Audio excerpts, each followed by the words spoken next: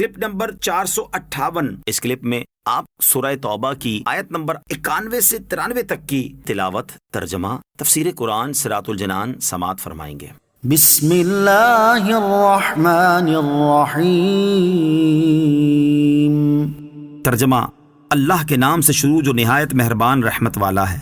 لیس علی الضعفاء ولا علی المرضى ولا علی الذین لا یجدون ما ينفقون حرج اذا نصحوا للہ ورسولہ ما علی المحسنین من سبیل واللہ غفور رحیم۔ ترجمہ، کمزوروں پر اور بیماروں پر اور خرچ کرنے کی طاقت نہ رکھنے والوں پر کوئی حرج نہیں، جبکہ وہ اللہ اور اس کے رسول کے خیر خواہ رہیں۔ نیکی کرنے والوں پر کوئی راہ نہیں، اور اللہ بخشنے والا مہربان ہے۔ لیس علی الضعفاء، کمزوروں پر کوئی حرج نہیں۔ باطل عذر والوں کا ذکر فرمانے کے بعد سچے عذر والوں کے متعلق فرمایا کہ ان پر سے جہاد کی فرضیت ساقط ہے۔ یہ کون لوگ ہیں؟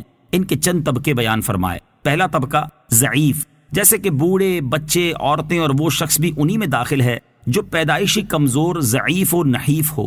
دوسرا طبقہ بیمار، اس میں اندھے، لنگڑے، اپاہج بھی داخل ہیں۔ تیسرا طبقہ وہ لوگ ہیں جنہیں خرچ کرنے کی قدرت نہ ہو اور سامان جہاد نہ کر سکیں۔ یہ لوگ رہ جائیں تو ان پر کوئی گناہ نہیں۔ اذا نصحوا للہ ورسولہ، جب وہ اللہ اور اس کے رسول کے خیر خواہ رہیں، یعنی ان کی اطاعت کریں اور مجاہدین کے گھر والوں کی خبر گیری رکھیں۔ اس سے معلوم ہوا کہ حضور پر نور صلی اللہ تعالی علیہ وسلم کی خیر خواہی رب تعالیٰ کی خیر خواہی ہے۔ یہ بھی معلوم ہوا کہ اگر کوئی نیکی نہ کر سکے مگر نیکیوں کا دل سے خیر خواہ رہے، تب بھی انشاءاللہ عز و جل نیکوں میں شمار ہوگا۔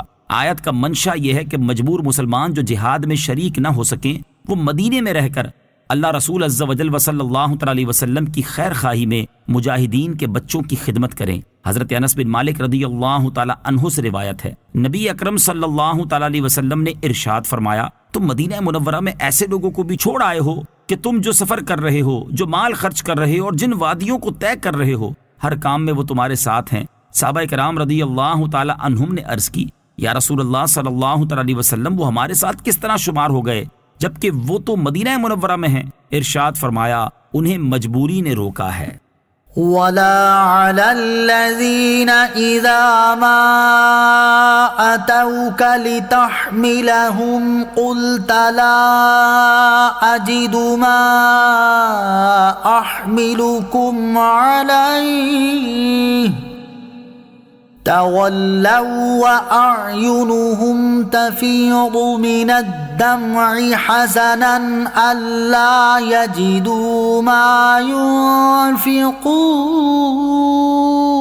ينفقون إنما السبيل على الذين يستأذنونك وهم أغنياء رضوا بأن يكونوا مع الخوالف وطبع الله على قلوبهم فهم لا يعلمون۔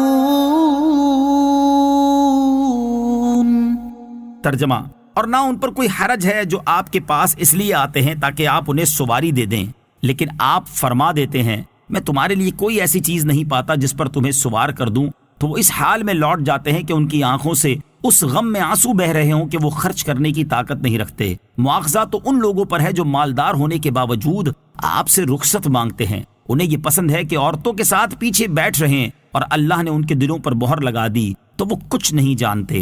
وَلَا عَلَى الَّذِينَ، اور نہ ان پر کوئی حرج ہے۔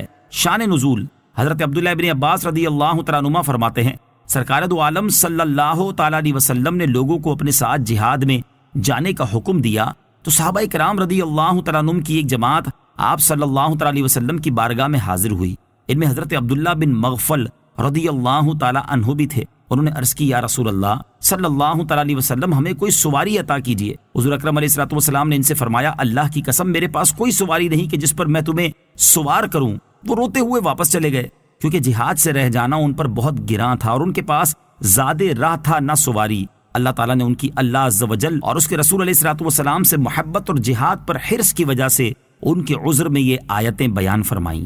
صحابہ کرام رضی اللہ تعالیٰ عنہم کا جذبہ جہاد، اس آیت مبارکہ اور اس کے شان نزول کے واقعے سے صحابہ کرام رضی اللہ تعالیٰ عنہم کے جذبہ جہاد، شوق عبادت اور ذوق اطاعت کا پتہ چلتا ہے کہ ایک طرف تو منافقین ہیں جو قدرت ہونے کے باوجود جھوٹے ہیلے بہانے کر کے جہاد سے جان چھڑاتے ہیں، اور ایک طرف یہ کامل الایمان مخلص غلام ہے جو شرعاً رخصت و اجازت ہونے کے باوجود جہاد نہ کر سکنے اور اس عبادت میں شریک نہ ہو سکنے کے غم میں آنسو بہا رہے ہیں۔ اللہ تعالیٰ ہمیں بھی ایسا ذوق و شوق عطا فرمائے۔